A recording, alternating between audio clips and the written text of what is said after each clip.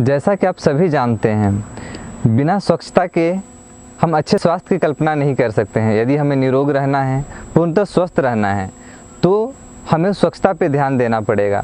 हमें जो हम खाना खा रहे हैं वो भी स्वच्छ होना चाहिए, जो पानी पी रहे हैं वो भी स्वच्छ होना चाहिए, वातावरण स्वच्छ होना चाहिए, हवा स्वच्छ होना चाहिए, घर द्वार स्वच्छ होना चाहिए, कपड़े स्वच्छ होना चाहिए, शरीर स्वच्छ होना चाहिए। जब हम पूर्णतः स्वच्छता पे ध्यान देते हैं तभी हम पूर्णतः स्वस्थ रह सकते हैं। लेकिन कई बार बाह्य स्वच्छ रखने के बाद भी, शरीर को स्वच्छ रहने के बाद भी, खान पान, वातावरण, हवा, हर चीज़ को स्वच्छ रहने के बाद भी हम देखते हैं कि हम बीमार पड़ते हैं। तो इसका एक बहुत बड़ा रीज़न होता है हमारा आंतरिक गंदगी, शरीर की आंतरिक गंदगी। क्योंकि अगर शरीर के अंदर भी गंदगी है तो जैसे बाह्य गंदगी से बीमारियां हो सकती है, वैसे ही शरीर के अंदर अगर किसी प्रकार की गंदगी है तो उससे भी बीमारियाँ हो सकती हैं। तो यदि हम अपने शरीर के अंदर की गंदगी को साफ़ नहीं करेंगे तो हम पूर्ण रूपेण स्वस्थ नहीं रह सकते हैं। पूर्ण रूपेण स्वस्थ रहने के लिए, निरोग रहने के लिए हमें बाह्य स्वच्छता के साथ साथ आंतरिक स्वच्छता पे भी ध्यान देना पड़ेगा। तो इस वीडियो में मैं आपको योग की एक ऐसे अभ्यास के विषय में बताने जा रहा हूँ जो आपको कपाल रीजन के शोधन से रिलेटेड है। जो आपके कपाल रीजन का शोधन करता है तो इससे आप अपने आई से रिलेटेड, नोज़ से रिलेटेड, थ्रोट से रिलेटेड, ईयर से रिलेटेड जितनी भी समस्या है उसका समाधान कर सकते हैं। यदि आप किसी भी प्रॉब्लम से, ENT के प्रॉब्लम से सफ़र कर रहे हैं तो उसका तो समाधान होगा ही इस क्लींजिंग प्रोसेस से। और यदि आप रेगुलर इस अभ्यास को करते हैं तो ये सब समस्याएं कभी आएंगी नहीं। वो अभ्यास है रबड़ नीति का अभ्यास। हरिओम आप सभी को, मैं हूँ शिवेश्वर कर। स्वागत करता हूं आपका अपनी YouTube channel Shiv yoga academy पे। इस अभ्यास को करना कैसे है, चलिए देखते हैं। ये कैथेटर है जिससे हम रबड़ नीति का अभ्यास करते हैं। ये किसी भी आपको सर्जिकल के शॉप पे मिल सकता है, मेडिकल शॉप जहाँ सर्जिकल के सामान मिलती है, या फिर वैसे शॉप जहाँ योग के सामान मिलते हैं, वहाँ आपको ये मिल जाएगा। अलग अलग साइज़ के आते हैं। यदि आप बिगिनर्स हैं तो कोशिश करें पहले पतले कैथेटर से ही करें, नंबर 3, नंबर 0। उसके बाद आप इसको थोड़ा मोटा कर सकते हैं। मोटे कैथेटर से अगर आप करेंगे तो ज़्यादा बेनिफिशियल रहेगा, लेकिन इनिशियली मोटे कैथेटर से करना, मोटे रबड़ नीति से करना थोड़ा डिफ़िकल्ट होता है। तो इसीलिए अगर आप बिगनर हैं तो आप पतले से ही करें। ये नंबर 3 कैथेटर है। इस अभ्यास को करना कैसे है? अभ्यास को करने के लिए सबसे पहले तो आपको ध्यान रखना है कि इस अभ्यास को आप सुबह में ही करेंगे, खाली पेट ही करेंगे। उस समय में जब आप योग अगर करते हैं, योग प्राणायाम वगैरह, तो उससे पहले खाली पेट होना चाहिए और मॉर्निंग का टाइम होना चाहिए, वो ज़्यादा बेटर है। हफ्ते में एक बार करना ज़्यादा उचित रहेगा। जल नीति का अभ्यास आप रेगुलर कर सकते हैं, प्रतिदिन कर सकते हैं, और डिजीज़ बेसिस पे आप एक बार से ज़्यादा भी कर सकते हैं। जल नीति का वीडियो भी मैंने अपलोड कर रखा है अपने चैनल में, आप जाके उसे देख सकते हैं। डिस्क्रिप्शन में उसका लिंक दिया हुआ है। तो और एक चीज़ का आपको ध्यान रखना है, जब भी आप रबड़ नीति करें तो रबड़ नीति के बाद जल नीति का अभ्यास ज़रूर करें। रबड़ नीति करने पे क्या होता है कि जो हमारे अंदर के म्यूकस वगैरह हैं, कफ वगैरह हैं, जो नासिका रीजन में चिपके हुए रहते हैं, और जो बैक्टीरियाज वगैरह हैं वो भी सारे रब होते हैं, तो और वो बाहर आने लगते हैं। तो जब हम रबड़ नीति के बाद जल नीति का अभ्यास कर लेते हैं तो वॉश आउट हो जाते हैं। और अगर आप सिर्फ रबड़ नीति करके छोड़ देते हैं तो नासिका थोड़ी आपको ड्राई फील हो सकती है। इसीलिए उसके बाद जल नीति करना ज़रूरी रहता है। और अगर आप विंटर के टाइम में अगर, या फिर कफ कोल्ड आपको ज़्यादा है तो आप कर रहे हैं और नासिका अगर आपका जाम है, रबड़ जा नहीं रहा है, तो पहले एक बार जल नीति कर लें, फिर रबड़ नीति करें, उसके बाद फिर जल नीति कर लें। तो चलिए ठीक है, देखते हैं हम कैसे करना है आपको रबड़ नीति का अभ्यास। इसके लिए आप 2 पोस्चर में कर सकते हैं, या तो आप खड़े होकर भी कर सकते हैं या तो बैठ के भी कर सकते हैं। जल नीति में जैसे मैंने आपको बताया कि बैठ के, कगासन में बैठ के, जैसे उकड़ू भी बैठना कहते हैं, वैसे भी आप बैठ के कर सकते हैं, या तो आप सीधे खड़े होकर भी कर सकते हैं। सबसे पहले लिटिल बिट आप जो आपका कैथेटर है उसको ऐसे पकड़ेंगे और इसे कोशिश करेंगे अंदर की ओर थोड़ा सा टिल्ट कर करेंगे, क्योंकि नासिका का जो हॉल होता है वो अंदर जाके ऐसे फोल्ड होता है। इसको आपको अंदर धीरे धीरे डालना है, और डालने में आपको थोड़ा ये ध्यान रखना है कि बहुत ज़्यादा ज़बरदस्ती नहीं करना है, थोड़ा सा माउथ को ओपन करके रखना है। और अभ्यास से ये बहुत ही यूज टू और इजीली हो जाता है। लेकिन आप बिगनर हैं तो थोड़ा सा दिक्कत आपको फील हो सकता है इनिशियली। हल्का आंखों से आंसू आ सकता है, छींक आ सकती है, खांसी आ सकता है, लेकिन कुछ समय के अभ्यास के बाद आप यूज टू हो जाएंगे और बिल्कुल इजीली आप इस चीज़ को कर सकते हैं। तो देखते हैं इसको करेंगे कैसे। धीरे धीरे इसे आप पकड़ के नासिका में डालने का प्रयास करें। माउथ को खुला रखें और मुंह से हल्की हल्की सांस चलने दें और एक पॉइंट पे जाके वो रुकेगा, जहाँ पे रुकेगा वहाँ पे थोड़ा सा इसे घुमाएं और अंदर की ओर पुश करने का प्रयास करें। जब लगे कि कैथेटर मुंह तक आ गया है, मतलब गले तक आ गया है, कंठ की ओर थोड़ा सा लगेगा कि कुछ आ गया है, तो इंडेक्स फिंगर और मिडिल फिंगर को डाल के फिंगर्स के टिप पॉइंट से कोशिश करें कि कैथेटर के टिप पॉइंट को पकड़ लें और पकड़ के धीरे धीरे उसे बाहर निकालने का प्रयास करें। जब निकल जाए तो दोनों को पकड़ के ऊपर नीचे दोनों हाथ से घुमाएं। बिगिनर हैं, अगर प्रारंभिक अवस्था में है, पहली बार या दूसरी बार ट्राई करें तो 2-3 बार से ज़्यादा ना करें, फिर धीरे धीरे अभ्यास को बढ़ाएं और फिर उसे माउथ से बाहर निकाल दें। ये एक नासिका से करने के बाद इसको फिर से हम दूसरी नासिका से देखते हैं कि करके मैं आपको दिखा रहा हूँ। थोड़ा सा इसको वॉश कर लेंगे।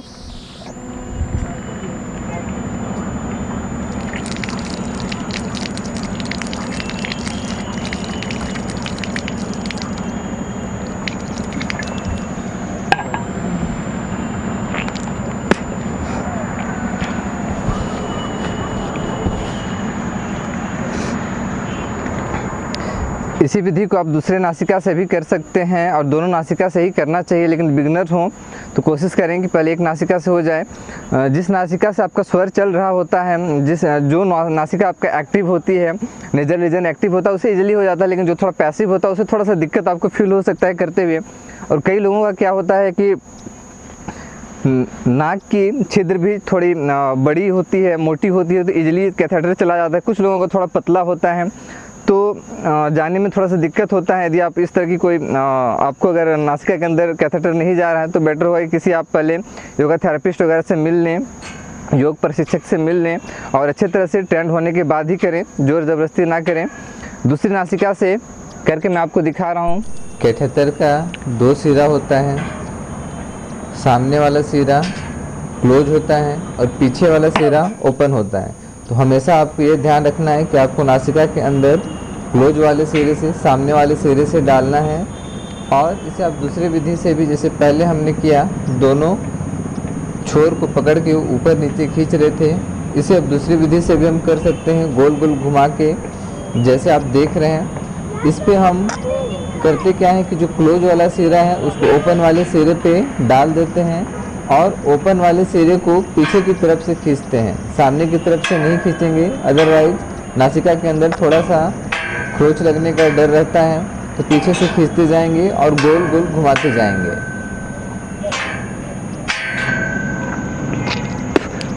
नासिका से डालने के बाद धीरे धीरे इसे माउथ से आप बाहर निकाल लेंगे। था रबड़ नीति का अभ्यास। आपको करते हुए ये ध्यान रखना है कि करने के बाद इस कैथेटर को अच्छे से वॉश कर लें। कोशिश करें कि गर्म पानी में वॉश करके थोड़ा सा धूप में सिखा दें, फिर इसको रख लें, साफ़ सुथरा रखें, हाथ साफ़ हो इस बात का भी ध्यान रखें। और हफ्ते में 1 बार से ज़्यादा इस अभ्यास को ना करें।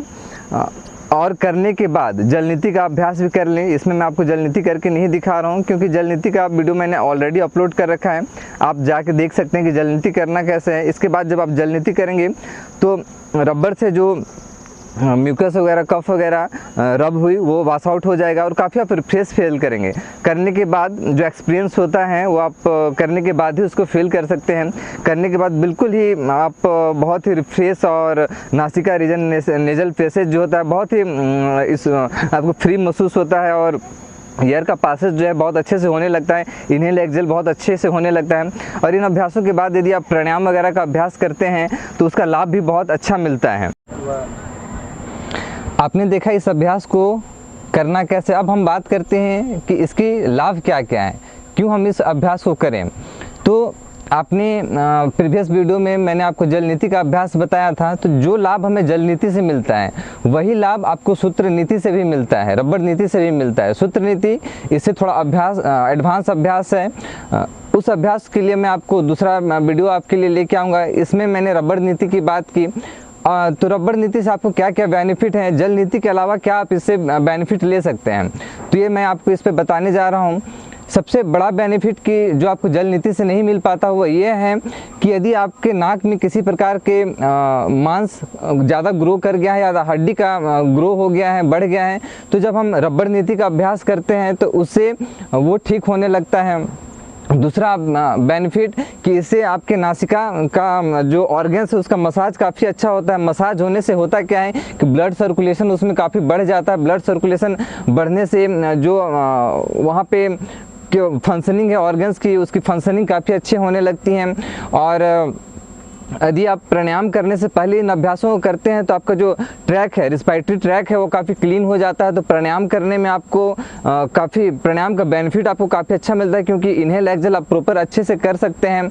और जो इसके बेनिफिट हैं उनमें हैं, अगर आप माइग्रेन से सफ़र करते हैं, अस्थमा से सफ़र करते हैं, ब्रोंकाइटिस से सफ़र करते हैं, किसी भी प्रकार की एलर्जी से सफ़र करते हैं, यदि एकाग्रता की कमी है, तो इन सबों के लिए काफ़ी अच्छा अभ्यास है। किसी भी प्रकार का इन्फेक्शंस वगैरह है उसके लिए काफ़ी अच्छा अभ्यास है। और यदि आप थ्रॉट इन्फेक्शन से सफ़र कर रहे हैं, या फिर किसी भी प्रकार की साइनस की प्रॉब्लम हो, या राइनिटिस का प्रॉब्लम हो, या डिफरेंट टाइप की एलर्जीज होते हैं, किसी को स्मेल से प्रॉब्लम होता है, किसी को डस्ट से प्रॉब्लम होता है, जितने भी प्रकार की एलर्जी हैं उनके लिए ये काफ़ी उपयोगी है। और माइग्रेन वगैरह का अगर समस्या हो तो उसके लिए भी ये काफ़ी उपयोगी अभ्यास है। नियमित अभ्यास अगर आप करेंगे तो ये सब समस्याओं को कंट्रोल ही नहीं कर सकते आप, बल्कि ठीक भी कर सकते हैं। तो आप जल नीति का अभ्यास जल नीति वाले वीडियोज़ में देख सकते हैं, उसके जो बेनिफिट हैं उससे ज़्यादा बेनिफिट आपको रबड़ नीति से मिलता है। अब हम बात करते हैं कि इसकी सावधानियाँ क्या क्या हैं। सावधानियों में आपको ये ध्यान रखना है कि आप जो रबड़ यूज़ करेंगे, कैथेटर का यूज़ करेंगे, वो हमेशा क्लीन करने के बाद ही यूज करेंगे। अगर न्यू कैथेटर है तो उसको पहले आप वॉश कर लेंगे गर्म पानी में, या तो कुछ देर बॉयल कर लें तो ज़्यादा बेटर रहेगा। बॉयल करने के बाद ड्राई करने के बाद ही उसको यूज करें। और हर यूज के बाद, जब भी आप उसको यूज करें, करने के बाद गर्म पानी से धो लें और ड्राई करके साफ़ सुथरा रखें। आपके हाथ साफ़ हो इसका भी आपको ध्यान रखना है, नाखून ज़्यादा बढ़ा ना हो उसका भी ध्यान रखना है। और आपको ये ध्यान रखना है कि यदि आप फर्स्ट टाइम कर रहे हैं तो बहुत ज़्यादा ज़ोर ज़बरदस्ती ना करें। हो सकता है फर्स्ट टाइम करते हुए आपको थोड़ा सा ब्लीडिंग वगैरह भी हो, क्योंकि नासिका की जो झिल्लियाँ हैं वो काफ़ी सॉफ्ट होती हैं। तो यह आपको ध्यान रखना है कि बहुत ही धीरे धीरे आपको अंदर डालना है, और एक बार में यदि ना हो पाए तो ज़बरदस्ती नहीं करना है, दोबारा फिर कुछ दिनों के बाद ट्राई करना है। और बेटर तो ये होगा कि आप यदि बिगनर हैं, फर्स्ट टाइम कर रहे हैं, तो किसी अच्छे योग थेरेपिस्ट या अच्छे योग शिक्षक से मिलें पहले, उसके बाद आप अभ्यास को सीख लें, उसके बाद करें तो ज़्यादा बेटर होगा। और इस बात का भी आपको ध्यान रखना है कि जो कैथेटर आप अगर फर्स्ट टाइम यूज करें, बिगनर्स हैं, तो कैथेटर पे आप थोड़ा सा ऑयल यूज कर लें या घी यूज कर लें, या तो फिर रात को जिस दिन आपको प्रैक्टिस करना है उस दिन नाइट में आप बादाम रोगन का तेल, या तो फिर आप घी डाल सकते हैं, तेल का तेल डाल सकते हैं, सरसों का तेल डाल सकते हैं। दोनों नासिका में 2-2 बूंद रात को सोने से पहले डाल लें। और कैथेटर पे भी यूज करने से पहले उसको थोड़ा सा 1-2 बूंद उस पर ऑयल लगा लें, कोई भी एडिबल ऑयल का आप यूज कर सकते हैं। तो क्या है कि थोड़ा नासिका स्मूथ हो जाती है और कैथेटर भी स्मूथ हो जाता है, वो तो इजीली अंदर जा पाता है, आप इसको इजीली कर सकते हैं। लेकिन अगर आप कुछ समय तक अभ्यास कर लेते हैं, कुछ समय के अभ्यास करने के बाद इसकी ज़रूरत नहीं पड़ती, आप डायरेक्ट भी कर सकते हैं। तो ये था सावधानी, इनका आपको ध्यान रखना है।